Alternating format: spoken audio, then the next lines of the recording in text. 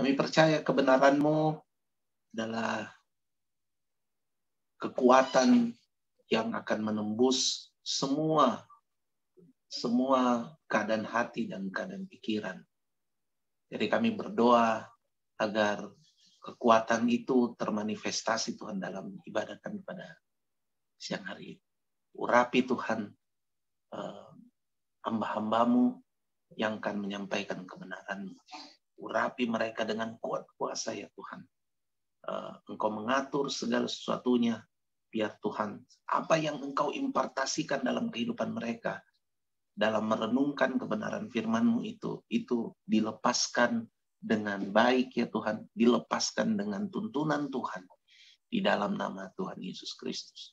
Kami sudah berdoa, haleluya, amin. Kita akan diberkati oleh 3 bersaudara. Saya sudah minta mereka lama sekali,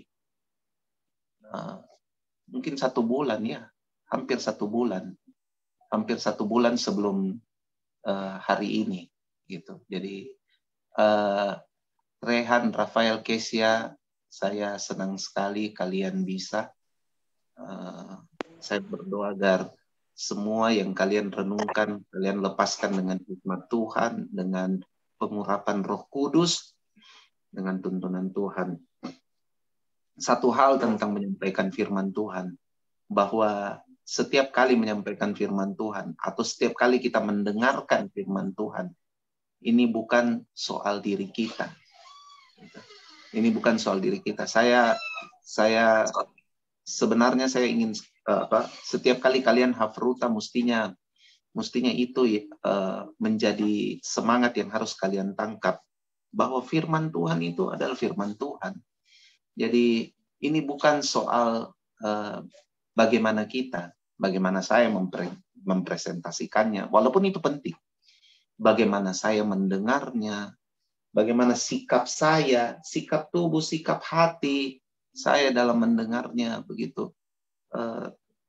Di atas dari itu semua, ini adalah firman Tuhan. Nah, waktu kita tahu bahwa ini adalah the word of God, firman Tuhan, kita akhirnya menghormati firman itu karena dia keluar dari pribadi yang agung, yang mulia, yang pantas kamu hormati, itu Tuhan.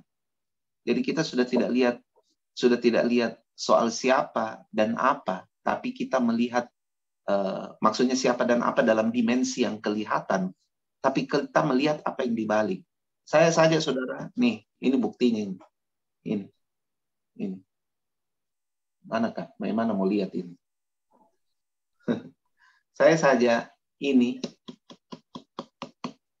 dari tadi anak teens sharing, saya catat. Sebisa saya catat. Gia punya sharing apa saya catat. Saya catat.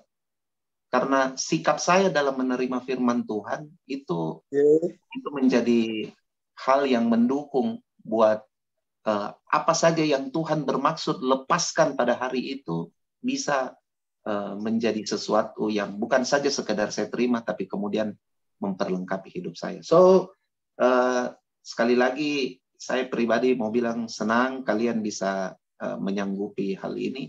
Jadi, please do, silahkan Rehan, Rafael, Kesia.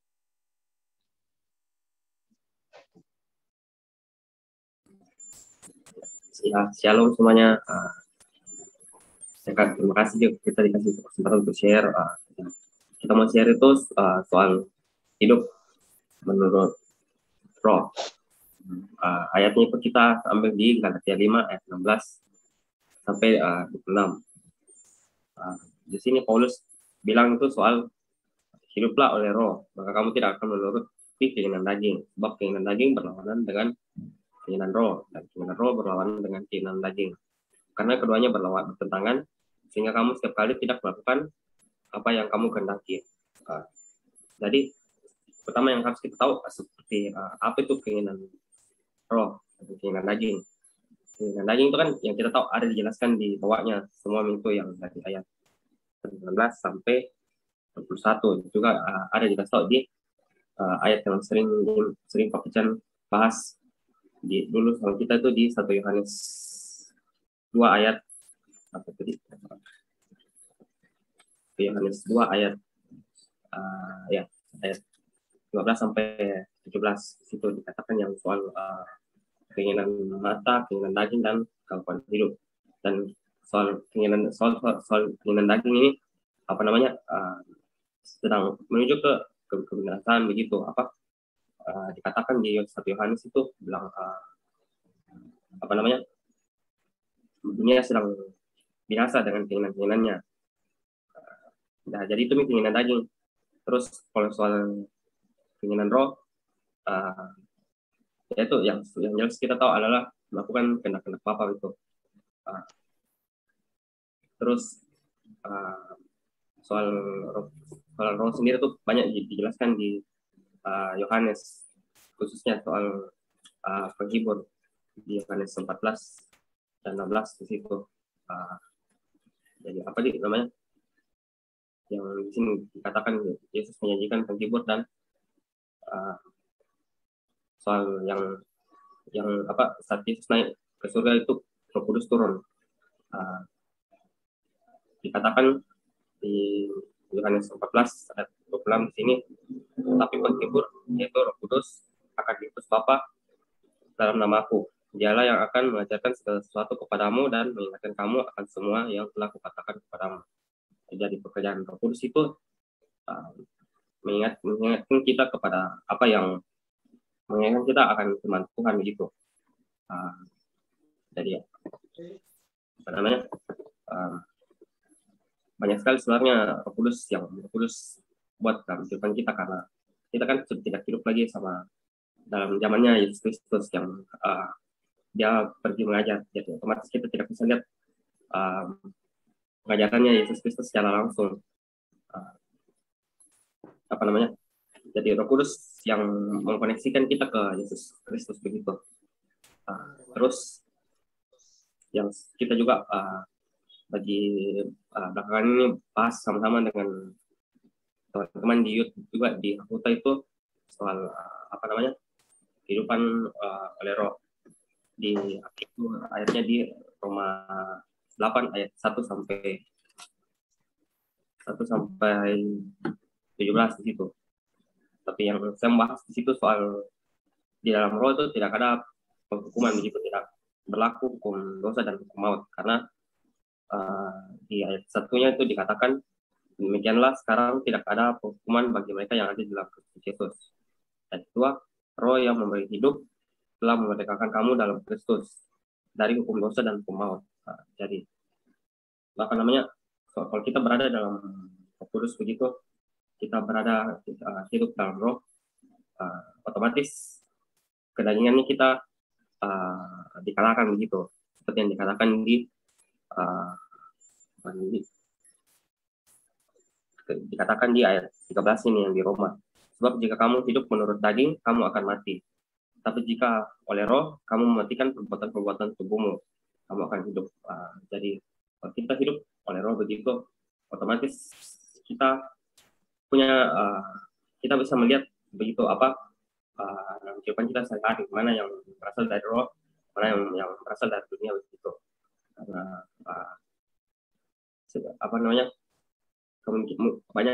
banyak sekali pasti keinginan-keinginannya, yang keinginan duniawi kita pasti yang mungkin juga tidak jahat begitu, yang baik-baik saja, seperti misalkan kerja atau belajar atau yang lain-lainnya. Tapi kan semuanya itu tidak semuanya kehendaknya Tuhan begitu. Contohnya itu seperti orang muda yang kaya yang waktu soal yang dia bertanya sama Yesus begitu, apalagi yang harus dia bikin karena dia sudah mengikuti semua Taurat. Terus Yesus bilang nih, kasih semua hartamu begitu, baru tinggal semua hartamu baru ikut saya aja. Terus itu orang muda yang kaya itu sedih karena ya dia pasti tidak bisa meninggalkan hartanya begitu saja.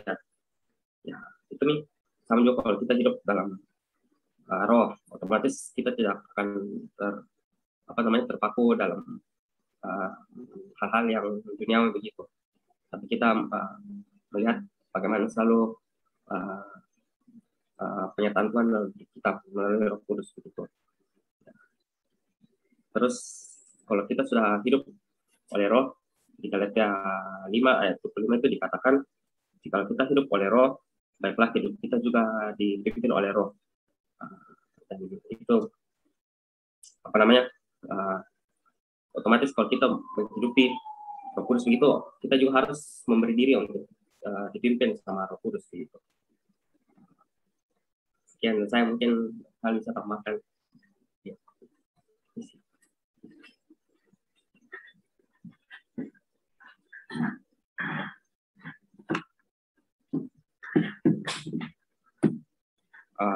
Ryan tadi ada singgung soal bagaimana kita harus hidup dituntun oleh Roh Kudus. Kalau misalkan kita hidup dituntun oleh Roh Kudus, otomatis ada perpindahan yang terjadi, yang dibilang di mana gitu, yang Pak Pican sempat singgung 2 minggu lalu, perpindahan menuju terangnya yang ajaib. Ketika kita menerima tuntunan Roh Kudus, kita dibawa kepada terangnya Tuhan, kita dibawa keluar dari kegelapan yang dulu mengikat kita, dan sekarang kita dituntun Roh Kudus menuju kemerdekaan di dalam terangnya Kristus. Seperti yang dia juga sempat singgung tadi, ketika kita dituntun Roh Kudus, ada perubahan gaya hidup yang terjadi pada kita. Saya mau singgung itu soal perubahan yang disebut juga di Roma 12 ayat 2, perubahan akal budi.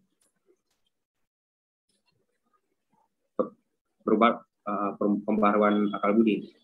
Roma 12 ayat 2 bilang, janganlah kamu menjadi serupa dengan dunia ini, tetapi berubahlah oleh pembaharuan budimu, sehingga kamu dapat membedakan manakah kehendak Allah, apa yang baik, yang berkenan kepada Allah, dan yang sempurna.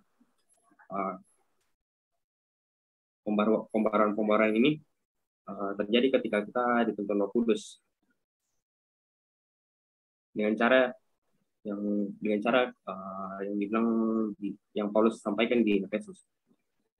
Dengan Roh Kudus menuntun kita itu untuk menanggalkan semua pakaian manusia lamanya kita yang menemui kebinasannya oleh nafsunya. Karena itu dengan kita menanggalkan manusia lamanya kita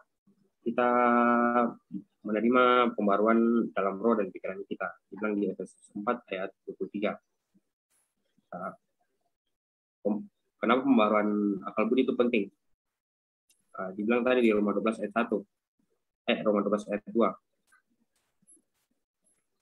Supaya kita dapat membedakan yang manakah kehendak Allah, apa yang baik, yang berkenan kepada Allah, dan yang sempurna. Kenapa kita harus membedakan yang mana kehendak Allah? Karena supaya kita tahu apa yang kita buat itu merupakan kehendak Allah.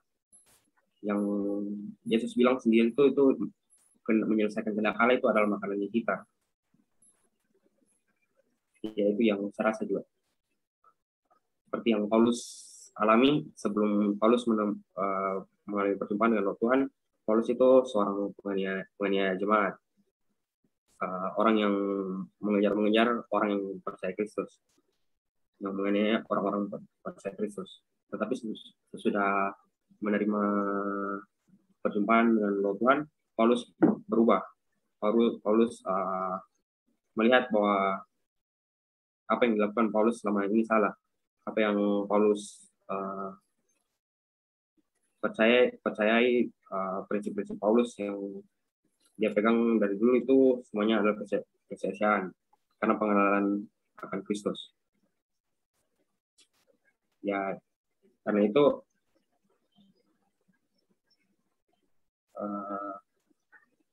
ketika kita menerima tuntunan oleh Tuhan, otomatis kita menerima pengenalan akan Dia, sehingga kita menerima pembaruan baik dalam pikirannya kita dan juga dalam rohnya kita. Itu yang saya bisa sampaikan. Sorry kalau kecepatan.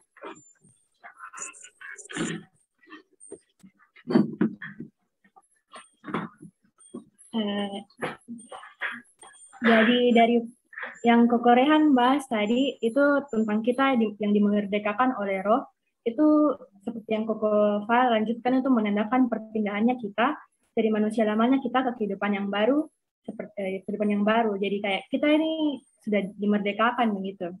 Nah, dalam kita menjalani ini kehidupannya kita yang menerima kemerdekaan yang kalau bisa dibilang kita terima itu secara cuma-cuma begitu, secara gratis.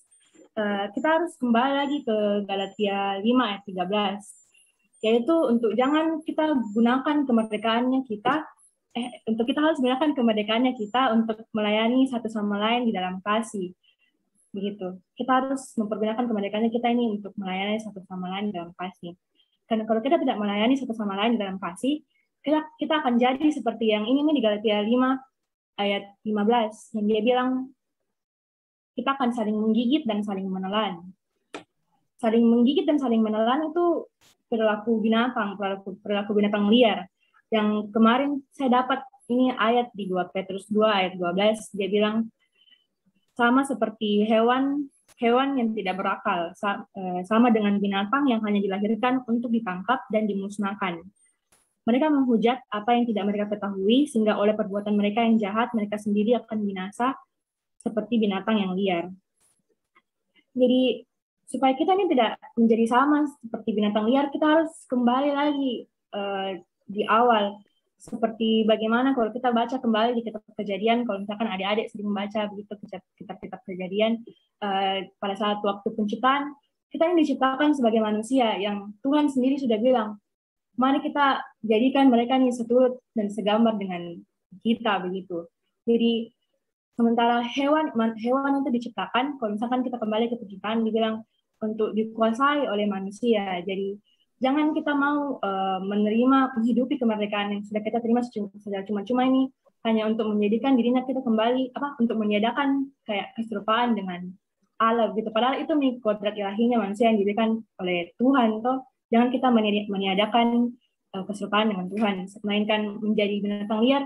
Berarti sama kembali seperti dikuasai. Dibilang supaya binatang itu dikuasai oleh manusia. Jadi sama seperti bilang kita memperbudak kembali dirinya kita begitu, memperbudak kembali dirinya kita dengan apa saja yang kalau hewan itu dia kan untuk memenuhi kepenuhan perutnya asal dia bisa makan gitu. Dengan istilah lain kalau kita bawa ke konteks dirinya kita asal hawa nafsunya kita terpenuhi saja begitu. Jadi jangan kita kembali memperbudak dirinya kita untuk memenuhi apa saja menjadi hawa nafsunya kita dan kita jadikan semua hal asal hawa nafsunya kita terpenuhi, kita jadikan semua hal tuannya kita begitu. Saya kasih contoh saya, misalkan kita kan punya peliharaan di rumah, kita punya, kita punya peliharaan di rumah, namanya itu dan Queen Faith sudah pernah ketemu. Mereka itu cuma bakal menurut begitu, istilahnya peliharaan, atau mereka bakal menurut begitu kalau mereka dikasih kayak makanan begitulah. Kalau misalkan mereka sudah diajar untuk berbuat apakah kayak duduk begitu atau salam begitu, mereka bakal menurut kalau mereka dikasih makanan. Jadi begitu nih, itu yang menjadikan kita tuannya Lady dan Queen karena mereka jadi dikasih makanan begitu, dikasih balasan gitu. Jadi kita jangan menjadi seperti binatang liar gitu. Karena apa yang menjadi, kalau menurutku itu apa menjadi kepuasan binatang itu kan adalah hawa nafsu.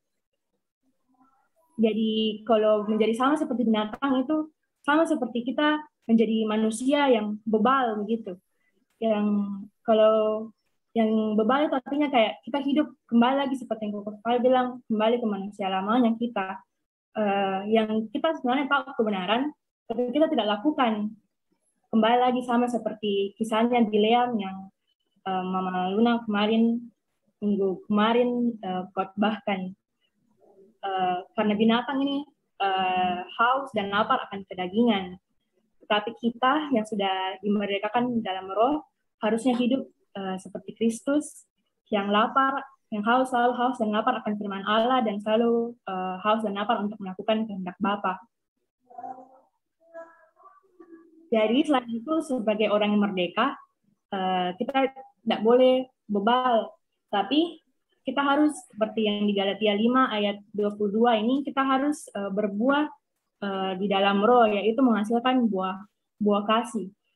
Kasih yang agape yang selalu Pak Pican bilang, tapi ini kasih kita bisa mengasihi secara agape itu karena kita sudah hidup sepenuhnya di dalam roh. bukan karena kemampuannya kita, tapi ini karena karunia-Nya Tuhan gitu. Karena kita sudah bisa, karena kita sudah hidup dalam roh, sudah dalam manusia baru, bukan lagi dalam manusia yang lama. Kalau kita lihat kembali di sini buah-buah yang lainnya itu saya rasa seperti kayak bagaimana bentuk-bentuk kasih itu bisa dikerjakan gitu dalam dirinya kita, seperti sukacita, damai sejahtera, kesabaran, kemurahan, kebaikan, kesetiaan, kelemah lembutan, penguasaan diri. Itu kayak seperti bentuk-bentuk bagaimana kita bisa menunjukkan kasih itu dalam hidupnya kita.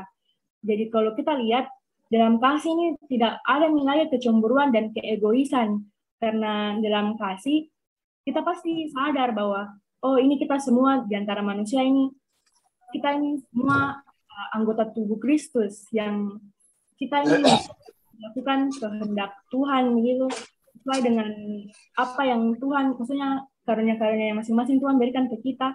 Sama seperti misalkan Tante Rina, misalkan Tante Rina jadi gigi sementara Mama jadi lambung. Kan Tante Rina tidak punya makanan baik-baik, jadi lambung itu bisa mencerna makanan dengan baik begitu. Jadi semuanya kita tidak mungkin ada lagi keegoisan, karena kita semua tahu bahwa oh ini kita semua salah satu dari bagian anggota gitu, yang melakukan fungsinya untuk kemuliaan Tuhan kembali. Tetapi orang yang egois itu sama dengan orang yang hidup dalam manusia lama, yang tidak selaras seperti orang yang sudah hidup dalam manusia roh. Kembali ke Efesus 4 di mana dibilang manusia baru. Jadi saya rasa itu orang egois itu yang kalau di Efesus 4 ayat 19 yang perasaannya telah tumpul, yang menyerahkan diri kepada hawa nafsu dan mengerjakan dengan serakah segala macam pencemaran, sama seperti binatang liar. Tetapi kita semua yang sudah dimerdekakan dalam roh tidak demikian, karena kita sudah belajar mengenal Kristus.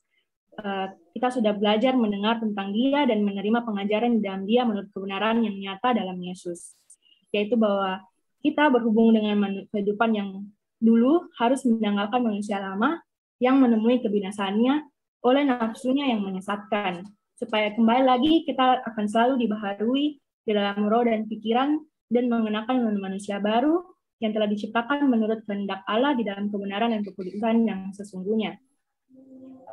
Jadi selain itu ayat penutup itu yang saya mau membacakan untuk kita itu di Roma 7 ayat 4 dibilang, sebab itu saudara-saudaraku, kamu juga telah mati bagi hukum Taurat oleh tubuh Kristus, supaya kamu menjadi milik orang lain, yaitu milik Dia, yang telah dibangkitkan dari antara orang mati, agar kita berbuah bagi Allah. Kembali lagi buah yang kasih begitu tak?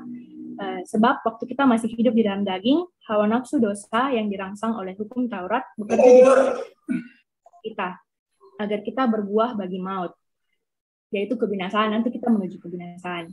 Tapi sekarang kita telah dibebaskan dari hukum Taurat, sebab kita telah mati bagi Dia yang mengurung kita, sehingga kita sekarang melayani dalam keadaan baru menurut roh, dan bukan dalam keadaan lama menurut hukum Taurat. Jadi seperti yang Om Nyong sharingkan kemarin, bahwa setiap hari ini bagaimana kita melihat hidup kita sebagai seutuhnya pelayanan untuk Tuhan, bukan cuma kayak sebatas kegiatan-kegiatan di gereja begitu. Dan saya ingat kembali bagaimana dulu ada pernah khotbahnya Tante Luna waktu kita masih di zaman-zaman si Kondotel begitu. Tante Luna bilang setiap pagi kita harus bangun dan kita berdoa sama Tuhan supaya Tuhan kayak tunjukkan gitu sama kita apa kehendak-Mu yang harus saya kerjakan setiap hari begitu. Dan semuanya itu kembali lagi supaya namanya Tuhan dipermuliakan selama-lamanya. Begitu Ji sharing dari kita bertiga hari ini. Semoga bisa memberkati kita semua. Terima kasih.